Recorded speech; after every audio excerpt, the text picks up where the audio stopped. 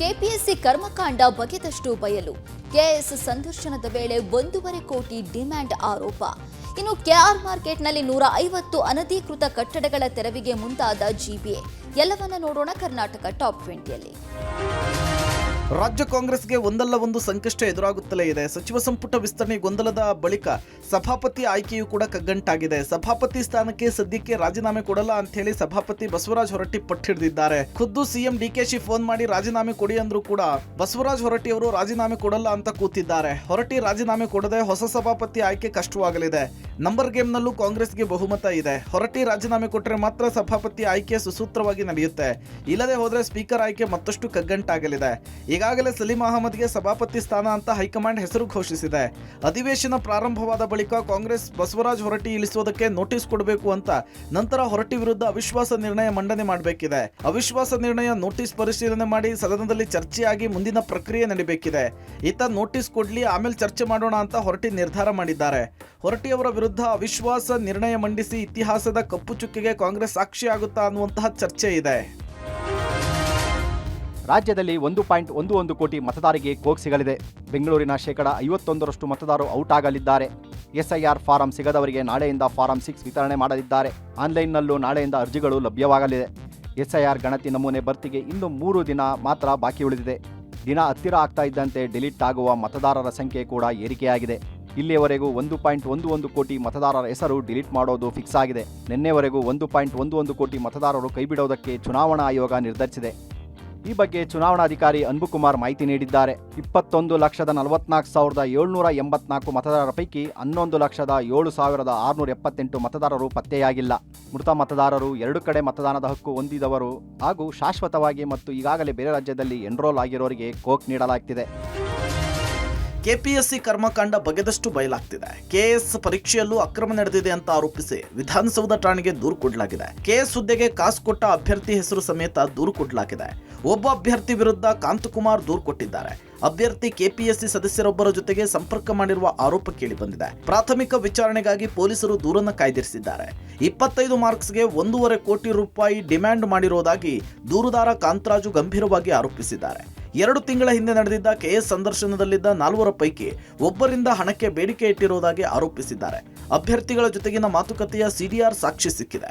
ಇನ್ನು ಕೆಪಿಎಸ್ಸಿ ಅಕ್ರಮವನ್ನು ಸಿಬಿಐ ತನಿಖೆಗೆ ಆಗ್ರಹಿಸಿ ಅಂತೇಳಿ ಫ್ರೀಡಂ ಪಾರ್ಕ್ನಲ್ಲಿ ಎಬಿವಿಪಿ ಅನಿರ್ದಿಷ್ಟಾವಧಿ ಮುಷ್ಕರ ನಡೆಸಿದೆ. ಇನ್ನು ಕೆಪಿಎಸ್ಸಿ ಅಕ್ರಮದ ವಿಚಾರವಾಗಿ ಗೃಹ ಸಚಿವ ಪ್ರಿಯಾಂಕ್ ಖರ್ಗೆ ಮಾತನಾಡಿದ್ದಾರೆ.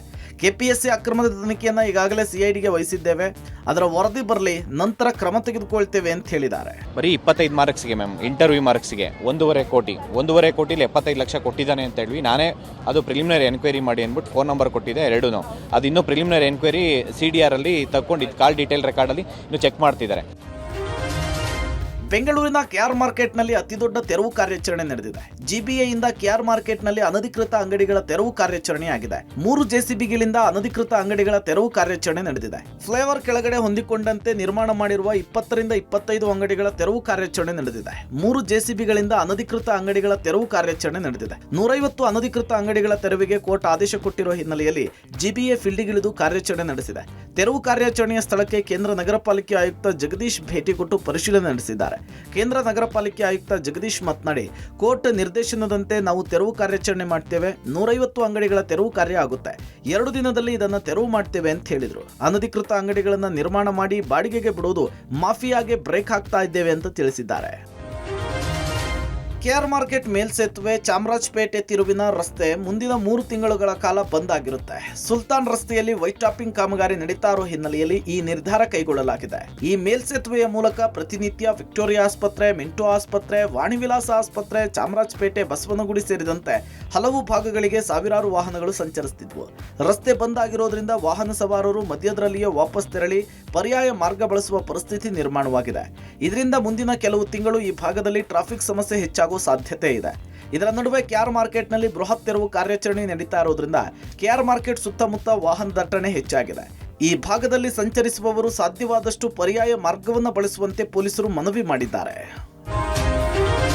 ಬೆಂಗಳೂರಿನಲ್ಲಿ ಬೈಕ್ ಟ್ಯಾಕ್ಸಿ ಸೇವೆಗಳ ವಿರುದ್ಧ ಸಾರಿಗೆ ಇಲಾಖೆ ರಾಜ್ಯ ರಾಜಧಾನಿಯಲ್ಲಿ ವಿಶೇಷ ಕಾರ್ಯಾಚರಣೆ ಆರಂಭಿಸಿದೆ.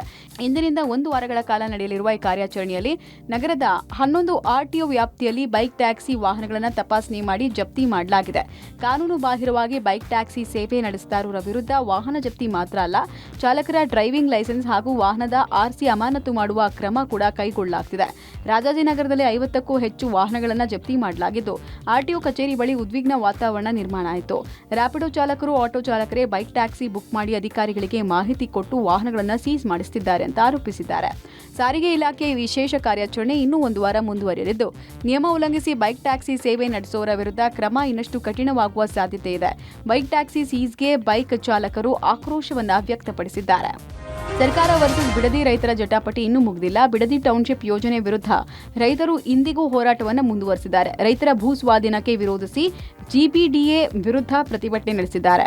ಜಿಬಿಡಿಎ ಪ್ರತಿಕೃತಿಯ ಶವಯಾತ್ರೆ ಮಾಡಿ ರೈತರು ಆಕ್ರೋಶ ವ್ಯಕ್ತಪಡಿಸಿದ್ದಾರೆ. ಜಿಬಿಡಿಎ ಪ್ರತಿಕೃತಿ ಮುಂದೆ ಭೂಗಳ್ಳ ಆತ್ಮಹತ್ಯೆ ಮಾಡಿಕೊಂಡ ಅಂತ ಲೇವಡಿ ಮಾಡಿದ್ದಾರೆ. ಪ್ರತಿಕೃತಿಗೆ ನೋಟಿನ ಹಾರ ಹಾಕಿ ನೇಣು ಬಿಗಿದು ರೈತರು ಬಾಯ್ ಬಾಯ್ ಬಡ್ಕೊಂಡಿದ್ದಾರೆ. ಅಲ್ಲದೆ ರೈತ ಮಹಿಳೆಯರು ಜಿಬಿಡಿಎ ಪ್ರತಿಕೃತಿಗೆ ಪೊರಕೆಯಲ್ಲಿ ಹೊಡೆದು ಆಕ್ರೋಶ ವ್ಯಕ್ತಪಡಿಸಿದ್ರು. ಯಾವುದೇ ಕಾರಣಕ್ಕೂ ಟೌನ್ಶಿಪ್ ಯೋಜನೆ ಮಾಡದಂತೆ ಒತ್ತಾಯಿಸಿದ್ದಾರೆ. ಟೌನ್ಶಿಪ್ ವಿರೋಧಿಸಿ ಜೆಡಿಎಸ್ ನಡೆಸಲಿರುವ ಪಾದಯಾತ್ರೆಯಲ್ಲಿ ಭಾಗಿಯಾಗ್ತೇವೆ ಅಂತ ರೈತ ಮುಖಂಡರು ಹೇಳಿದ್ದಾರೆ. ಕೆಮಿಕಲ್ ಫ್ಯಾಕ್ಟರಿಯಲ್ಲಿ ಗ್ಯಾಸ್ ಸೋರಿಕೆಯಾದ ಪರಿಣಾಮ ಉಸಿರುಗಟ್ಟಿ 3 ಕಾರ್ಮಿಕರು ದುರ್ಮರಣಕ್ಕೀಡಾಗಿರುವ ಘಟನೆ ಯಾದಗಿರಿಯಲ್ಲಿ ನಡೆದಿದೆ. ಯಾದಗಿರಿಯ ಕಡೆಚೂರು ಇಂಡಸ್ಟ್ರಿಯಲ್ ಪ್ರದೇಶದಲ್ಲಿ ಹೈದರಾಬಾದ್ ಮೂಲದ ಕಂಪನಿಯಲ್ಲಿ ಘಟನೆಯಾಗಿದೆ. ತೆಲಂಗಾಣದ ಕಾಟ್ಲಾ ಗಣೇಶ್, ಮಧ್ಯಪ್ರದೇಶದ ವಿಕ್ರಮ್ ಸಿಂಗ್ ಹಾಗೂ ಸಂಜಯ್ ಸಿಂಗ್ ಮೃತ ದುರ್ದೈವಿಗಳಾಗಿದ್ದಾರೆ. ರಾಯಚೂರಿನ ರಿಮ್ಸ್ ಆಸ್ಪತ್ರೆಗೆ ಶವಗಳನ್ನು ರವಾನಿಸಲಾಗಿದೆ. ಅವಘಡದಲ್ಲಿ 2 ಸ್ಥಿತಿ ಕ್ರಿಟಿಕಲ್ ಆಗಿದ್ದು, ಕಡೆಚೂರು ಬಾಡಿಹಾಳ ಕೈಗಾರಿಕಾ ಪ್ರದೇಶದಲ್ಲಿ ಖಾಸಗಿ ಫ್ಯಾಕ್ಟರಿಯಲ್ಲಿ ಕೆಮಿಕಲ್ ಗ್ಯಾಸ್ ಸೋರಿಕೆಯಾಗಿದೆ. ಅಪಾಯದ ಕೆಮಿಕಲ್ ಕೆಟ್ಟ ವಾಸನೆಯಿಂದ ಉಸಿರುಗಟ್ಟಿ 3 ಕಾರ್ಮಿಕರು ಸಾವಿಗೀಡಾಗಿದ್ದಾರೆ. ಮೃತರು ಮಧ್ಯಪ್ರದೇಶ ಹಾಗೂ ಆಂಧ್ರಪ್ರದೇಶ ಮೂಲದವರು. ಕಾರ್ಮಿಕರ ದುರ್ಮರಣದಿಂದ ಫ್ಯಾಕ್ಟರಿ ಸ್ಥಗಿತಗೊಳಿಸಲಾಗಿದೆ. 3 ಕಾರ್ಮಿಕರ ಸಾವಿಗೆ ನ್ಯಾಯ ಒದಗಿಸುವಂತೆ ಆಗ್ರಹಿಸಿ ಫ್ಯಾಕ್ಟರಿ ಮುಂದೆ ಕಾರ್ಮಿಕರು ಪ್ರತಿಭಟನೆ ನಡೆಸಿದರು. ಸೈದಾಪುರ ಪೊಲೀಸ್ ಠಾಣೆಯಲ್ಲಿ ಘಟನೆ ನಡೆದಿದ್ದು, ಸ್ಥಳಕ್ಕೆ ಯಾದಗಿರಿ ಎಸ್ಪಿ ಪೃಥ್ವಿಕ್ ಶಂಕರ್ ಭೇಟಿ ಕೊಟ್ಟು ಪರಿಶೀಲನೆ ನಡೆಸಿದರು. ಕಾವೇರಿ ಜಲಾನಯನ ಪ್ರದೇಶದಲ್ಲಿ ಸದ್ಯ ಮಳೆ ಚುರುಕುಗೊಂಡ ಬೆನ್ನಲ್ಲೇ ಸಕ್ಕರೆನಾಡು ಮಂಡ್ಯದ ರೈತರ ಮೊಗದಲ್ಲಿ ಹೊಸ ಭರವಸೆ ಮೂಡಿದೆ. ಕೆಆರ್ಎಸ್ ಜಲಾಶಯದ ನೀರಿನ ಮಟ್ಟ ಈಗ 105 ಅಡಿಗೆ ಏರಿಕೆಯಾಗಿದೆ. ಕೆಆರ್ಎಸ್ಗೆ 19,275 ಕ್ಯೂಸೆಕ್ ಒಳಹರಿವಿದ್ದು 1,885 ಕ್ಯೂಸೆಕ್ ಹೊರಹರಿವಿದೆ. ಮುಂಗಾರು ಬೆಳೆಗೆ ಕೂಡಲೇ ನಾಲೆಗಳಿಗೆ ನೀರನ್ನು ಹರಿಸಬೇಕು ಅಂತ ಹೇಳಿ ಮಂಡ್ಯ ಜಿಲ್ಲೆಯ ರೈತರು ಒತ್ತಾಯಿಸಿದ್ದಾರೆ. ಬಿತ್ತನೆಗೆ ಇದು ಸೂಕ್ತ ಸಮಯವಾಗಿದ್ದು, ಸರ್ಕಾರ ತಡ ಮಾಡಿದ್ರೆ ಕೈಗೆ ಬಂದ ಬೆಳೆ ಬಾಯಿಗೆ ಬರದಂತಾಗುತ್ತೆ ಎಂಬ ಆತಂಕ ರೈತರಲ್ಲಿದೆ. ಇನ್ನು ಕೊಪ್ಪಳ ತಾಲೂಕಿನ ಮುನಿರಾಬಾದ್ ಬಳಿ ಇರುವ ತುಂಗಭದ್ರಾ ಜಲಾಶಯಕ್ಕೆ ಜೀವಕಳೆ ಬಂದಿದೆ. 105 ಟಿಎಂಸಿ ಸಂಗ್ರಹ ಸಾಮರ್ಥ್ಯದ ತುಂಗಭದ್ರಾ ಜಲಾಶಯದಲ್ಲಿ ಇದೀಗ 60 ಟಿಎಂಸಿ ನೀರು ಸಂಗ್ರಹವಾಗಿದೆ. ಕೇವಲ ಒಂದೇ ದಿನದಲ್ಲಿ ಭಾರಿ ಪ್ರಮಾಣದ ನೀರು ಹರಿದು ಬಂದಿದ್ದು 7 ಟಿಎಂಸಿ ನೀರು ಸಂಗ್ರಹವಾಗಿದೆ. ಇದೇ ರೀತಿ ನೀರು ಹರಿದು ಬಂದರೆ 4 ದಿನಗಳಲ್ಲಿ ತುಂಗಭದ್ರಾ ಜಲಾಶಯ ತುಂಬಲಿದೆ. ಕೊಡಗು ಜಿಲ್ಲೆಯಾದ್ಯಂತ ಮಳೆ ಮತ್ತೆ ಬಿರುಸು ಪಡಿತಾ ಇದೆ. ಮಡಿಕೇರಿ ಸುತ್ತಮುತ್ತಲಿನ ಪ್ರದೇಶಗಳಲ್ಲಿ ಎಡೆಬಿಡದೆ ಮಳೆ ಸುರಿತಾ ಇದೆ. ವಿರಾಜಪೇಟೆ ತಾಲೂಕಿನ ಹಲವೆಡೆ ಮಳೆ ಆರ್ಭಟಿಸ್ತಾ ಇದೆ. ಹೆಚ್ಚು ಮಳೆಯಾದರೆ ತೊಂದರೆ ಆಗದಂತೆ ಅಪಾಯದಂಚಿನಲ್ಲಿರುವ ಗುಡ್ಡಗಾಡು ಜನರಿಗೆ ಕಾಳಜಿ ಕೇಂದ್ರ ಓಪನ್ ಮಾಡಲಾಗಿದೆ. ವಿರಾಜಪೇಟೆ ನಗರದ ಖಾಸಗಿ ಶಾಲೆಯ ಹಾಲ್ನಲ್ಲಿ ಕಾಳಜಿ ಕೇಂದ್ರ ಓಪನ್ ಆಗಿದ್ದು, ಪಂಚಾಯಿತಿ ಅಧಿಕಾರಿಗಳು ಅಗತ್ಯ ಸಿದ್ಧತೆ ಮಾಡಿಕೊಂಡಿದ್ದಾರೆ. ವಿರಾಜಪೇಟೆ ನಗರದ ಅಯ್ಯಪ್ಪ ಬೆಟ್ಟ, ನೆಹರು ನಗರದ ನಿವಾಸಿಗಳಿಗೆ ನೋಟಿಸ್ ನೀಡಲಾಗಿದ್ದು, ಸುಮಾರು 100ಕ್ಕೂ ಅಧಿಕ ಕುಟುಂಬಗಳಿಗೆ ಪಟ್ಟಣ ಪಂಚಾಯಿತಿ ಅಧಿಕಾರಿಗಳು ನೋಟಿಸ್ ನೀಡಿದ್ದಾರೆ. ಮಳೆಯ ತೀವ್ರತೆ ಹೆಚ್ಚು ಆದರೆ ಕಾಳಜಿ ಕೇಂದ್ರಗಳಿಗೆ ಬರುವಂತೆ ಮನವಿ ಮಾಡಿದ್ದಾರೆ. ಇನ್ನು ಚಾಮರಾಜನಗರ ಜಿಲ್ಲೆಯ ಹನೂರು ತಾಲೂಕಿನ ಹೊಗೇನಕಲ್ ಜಲಪಾತದಲ್ಲಿ ಪ್ರಕೃತಿಯ ಸೊಬಗು ಮತ್ತೆ ಮೈದಳೆದಿದೆ. ಉಕ್ಕಿ ಹರಿಯುತ್ತಿರುವ ಕಾವೇರಿ ಹೊಗೇನಕಲ್ನಲ್ಲಿ ಹಾಲ್ನೊರೆಯಂತೆ ಧುಮ್ಮಿಕ್ಕುತ್ತಿದ್ದು, ರುದ್ರ ರಮಣೀಯ ದೃಶ್ಯ ಕಣ್ಮನ ಸೆಳೆಯುತ್ತಿದೆ.